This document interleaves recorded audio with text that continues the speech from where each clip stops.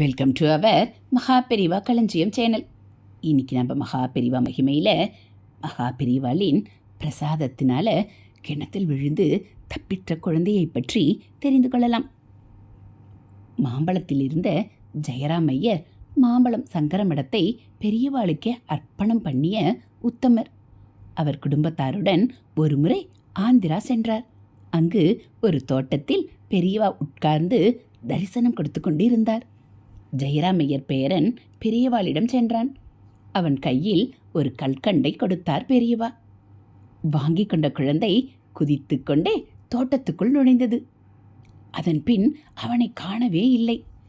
அங்கே ஒரு பெரிய கிணறும் இருந்ததால் குழந்தையின் பெற்றோரும் மற்றவர்களும் பதறி அடித்துக்கொண்டு ஓடி ஓடி தேடினார்கள். குழந்தை அந்த கிணற்றில் விழுந்துவிட்டது என்று தெரிந்தது. அதில் படிக்கட்டுகள் இருந்தன. நல்ல வேளையாக ஒரு படிக்கட்டை பிடித்துக்கொண்டு குழந்தை தொங்கிக் கொண்டிருந்தான். ஒருவர் மளமளவென்று இறங்கி குழந்தையை காப்பாற்றிவிட்டார். ஜெயராமையர் குடும்பம் உடனே குழந்தையுடன் பெரியவாளிடம் சென்று அழுது கொண்டே நடந்ததை சொல்லி பெரியவாதான் குழந்தையை காப்பாற்றினார் என்று மீண்டும் மீண்டும் வணங்கினார்கள். உடனே பெரியவா, இந்த குழந்தையின் கையில் என்ன இருக்கிறது பாருங்கள் என்று சொன்னார். பார்த்தால் அவர் கொடுத்த கல்கண்டு அப்படியே இருந்தது. பெரியவா சொன்னார், இது அம்பாள் பிரசாதம். அவள்தான் குழந்தையை காப்பாற்றினாள் என்றார் பெரியவா.